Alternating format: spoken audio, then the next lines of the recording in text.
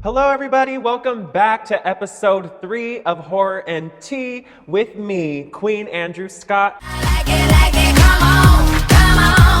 So thankful that y'all are tuning in every single week. We so far have reviewed Scream, Evil Dead. We're keeping it nostalgic. We're still keeping it old school before we jump to any new horror. And we today are going to be reviewing probably the scariest, most fucked up horror movie of all time. And that is the Texas Chain Saw Massacre. We're going to get right into it. But before we do that, we got to get our tea, bitches.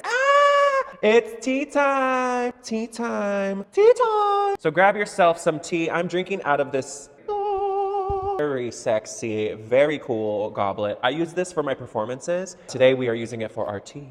Wow! It's right to the soul. And then we're gonna be going into some pretty juicy tea. This is why y'all tune in, because y'all wanna hear some juicy shit, and today you're gonna hear it. First, let's jump right into the film. Texas Chain Saw Massacre, released in 1974, directed by Tobe Hooper. This film put gore, straight up murder, cannibalistic into the mainstream media. Prior to this, we had seen films like The Last House on the Left, touched on these very fucked up issues that have to do with like our country and the people that exist in the world. So Texas Chain Saw really pushed that to the limit. I love this opening sequence of the reading of what's about to ensue in this movie. The film which you are about to see is an account of the tragedy which befell a group of 5 youths, the Texas Chain Saw Massacre. It's chilling, it's dark. Foreshadowing. Right away, we find out that there have been some grave robbings in the area. Subsequent investigation has revealed at least a dozen empty crypts, and it's feared more will turn up as the probe continues.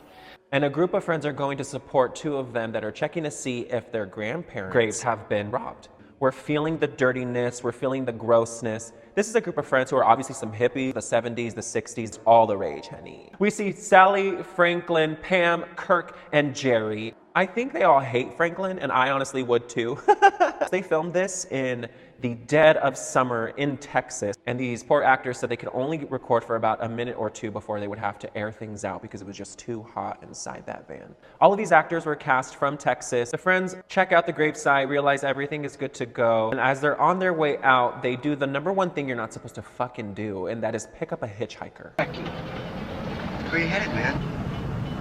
South? You work at that place? What I love so much about the hitchhiker in this is the actor chose to be very devious and very unsettling and very uncomfortable.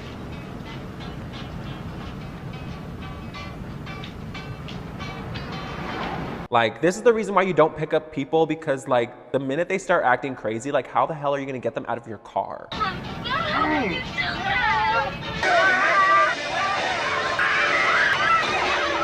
The minute he cut himself, I would have, bitch, get the hell out of my car. I love the birthmark. The shot of him chasing the car.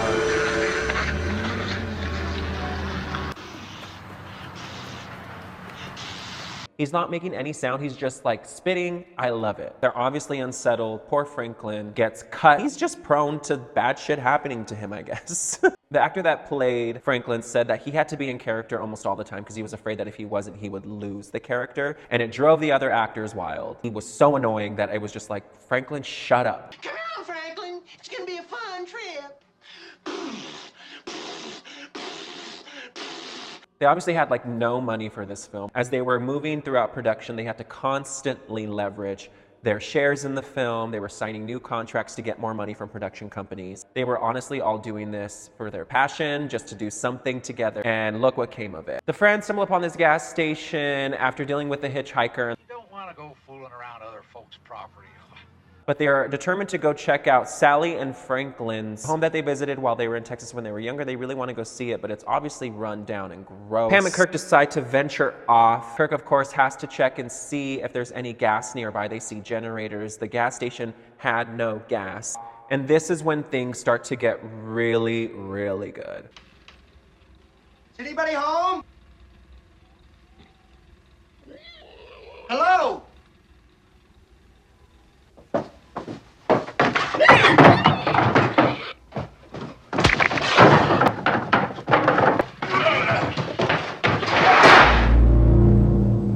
And that resounding noise, my God, is just so perfectly done. Chills down your spine. We see Leatherface for the first time, and finally we have a villain in the movie. When this movie came out, they were not wanting to do theatrical distribution, and when they asked why and said, what can we cut out of the movie? The distribution center basically said like, hey, we think it's gonna affect the audience in the wrong way. It wasn't only until later the companies that are in charge of all of that got new ownership and they said, hey, we're taking you off the ban list. A lot of people cannot handle horror film. To me, it's all about creativity. It reminds me of drag, right? It reminds me of putting drag shows together, putting theatrical productions together. This horror film really speaks to what production teams, actors, cast are willing to go through to see the final result. Poor Miss Pam on her way. I love the shot of Pam walking up to the established shot.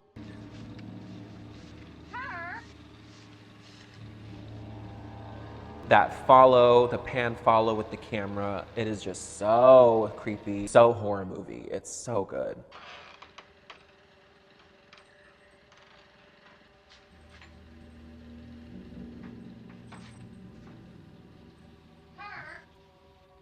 She is stumbling upon and realizing that the house is full of human people bones.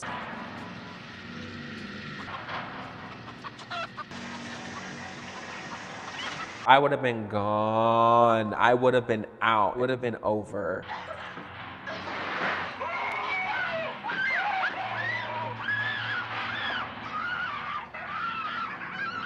Pam meets her demise on the hook through the back, girl.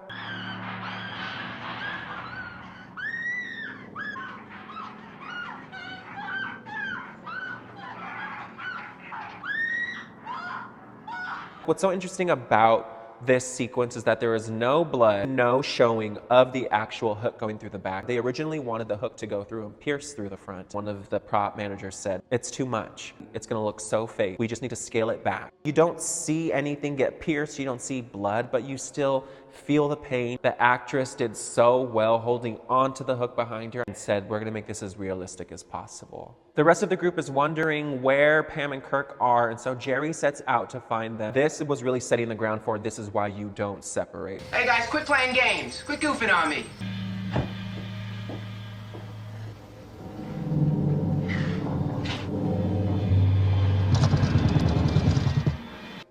Just a little pansy of a boy.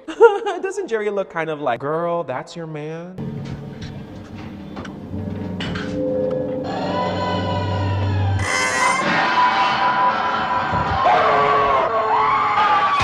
I love this shot of Leatherface looking around. He's very scared. And it's not even just scared for his life, he's just feeling ambushed. He's already taken out 2 of them, now there's a 3rd one. And he's like, what the fuck is going on? It's giving humanity to him, it's humanizing him. Sally and Franklin realize that they have to go find everybody. And this is when it just goes from about a 7 to straight up 10. Sally, I hear something. Stop. Stop.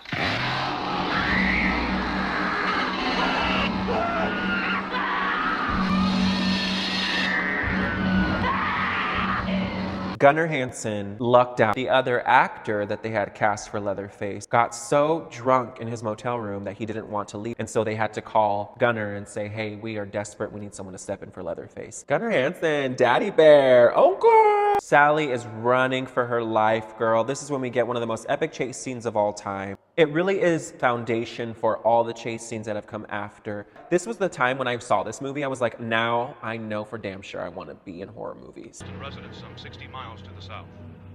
Health officials in San Francisco. Sally ends up back at the gas station, and little does she know that the gas station attendant is a part of the whole ring.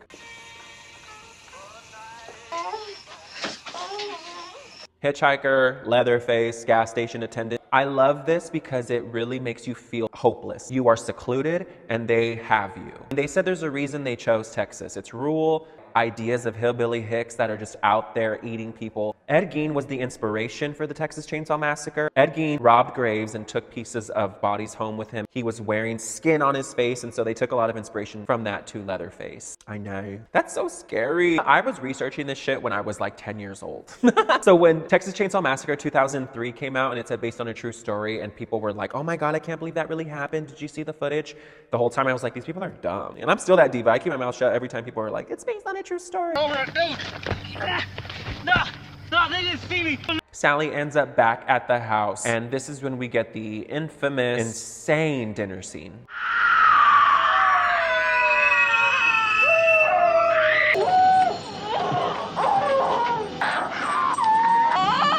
The dinner scene, they said, was the hardest to shoot with this film. 27 hours, others were saying 36 hours, another said 42 hours.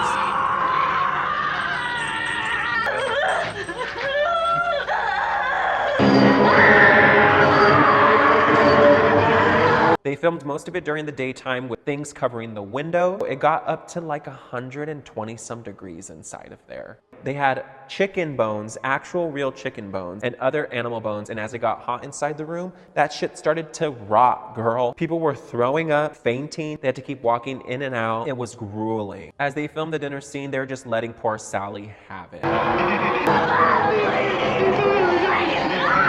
The close-ups on her eyes.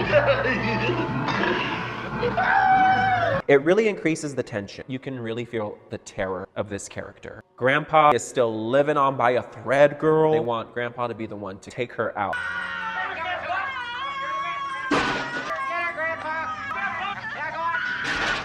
Sally finally gets away, jumps out of the window. They had a stunt person do it, which you can tell. If you look really closely right before she jumps out of the window, that is a stunt person with a wig on. Girl, you see this wig? This is cunt. This is growing out of my head. I know wigs.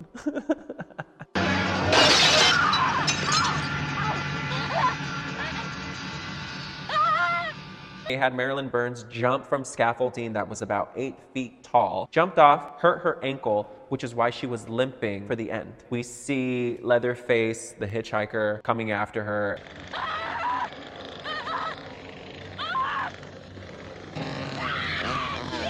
They said that this was like, they had finally had it with the movie.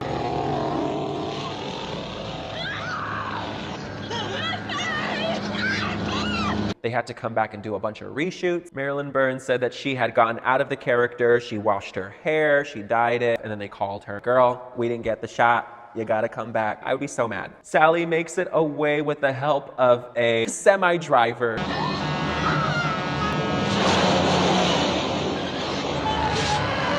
The semi-driver got to business, did not play no games. Get inside this truck. He said, this is gonna come in handy.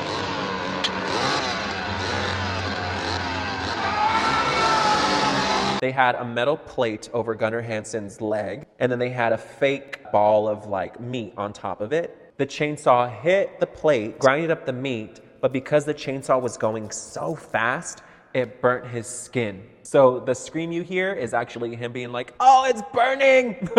When you're filming these movies, you have no idea what the outcome is gonna be. Nobody on this film thought they were gonna get paid. No one on this film thought it was gonna make any money back. They were just thankful to be working on the project. It really just goes to show how passionate people can be about filmmaking. Sally gets away and she is hysterical.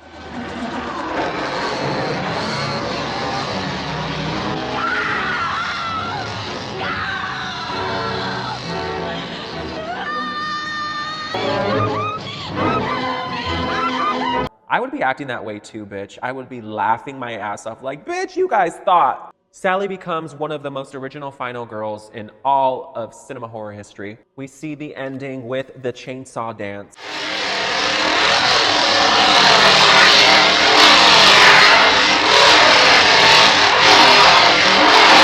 And I love it. It's such a powerful way to end the movie with the sun in the background. The way it cuts, the pose he's holding when it cuts. I'm a dancer, I love tableau, shapes with the body. It's a smart choice to have cut it right at that moment. I love all the passion that was put behind it. It spawned a lot of remakes and sequels that I think are trash. The only remake that I think is worthy of talking about is 2003, which we will be reviewing at some point. All right, y'all, what is the tea? What is the true tea? And the tea I'm gonna be spilling today has everything to do sort of with what the Texas Chain Saw Massacre went through. The production companies took advantage of them, hard-working, skilled people. And let me tell you, this is something that happens to us drag entertainers a lot. lot. People think because we are cross-dressers, because we put on wigs and makeup, that we are easily controlled. I have dealt with crazy bar owners, and so I've seen things like this happen, and it sucks. When I was 20 years old, I started working at an establishment here in Seattle, and I started off as a dancer. I became a choreographer, dance captain, then became a drag queen at this place. And constantly we were taken advantage of. We were told we were replaceable. We should be so happy to be working there that if we tried working anywhere else, we would get fired. People were always fighting with each other because it was just such a toxic ass environment. Finally, after COVID, after I got sober in 2020 and we were coming back, I went back to this establishment. And I don't know if y'all remember, but like after the pandemic, we were all like on this new journey. Everybody wanted to come back, support each other, be there for each other because of the craziness that we had just gone through. And so I was expecting that from venue ownership. But no, we were getting mistreated again, taken advantage of again. And so I said I had it. We banded together and we demanded change. Our demands were met with, you know what, you're fired. 6 of us got fired from this establishment and then went on to make incredible careers for ourselves.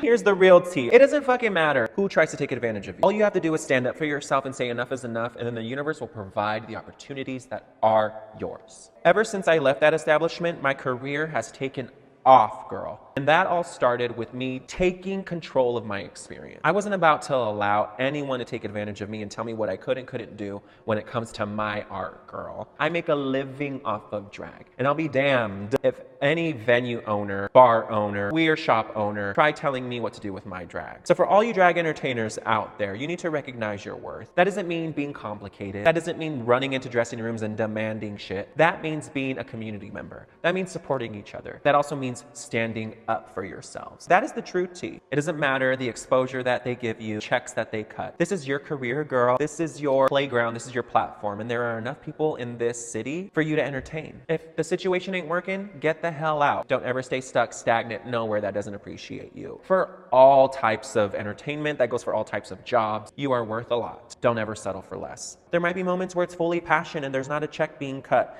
but at least you're around hardworking people. At least you're around supportive people. At least you're in a positive environment. Look out for those in power who try to take advantage of those who are just trying to bring entertainment and community to your scene. And that's the tea. Okay. Thank you all so much for tuning in this week to Horror and Tea. Please tune in next week. We are going to be jumping from all of this old style horror into some new age psychological horror. Freaky horror. Ooh, so cultish. The ever scary Hereditary. Once again, my name is Queen Andrew Scott. Follow me on Instagram at Queen Andrew Scott. You can send me a tip to Venmo at Queen Andrew. Thank you guys so much, and I'll see you next time. Mwah.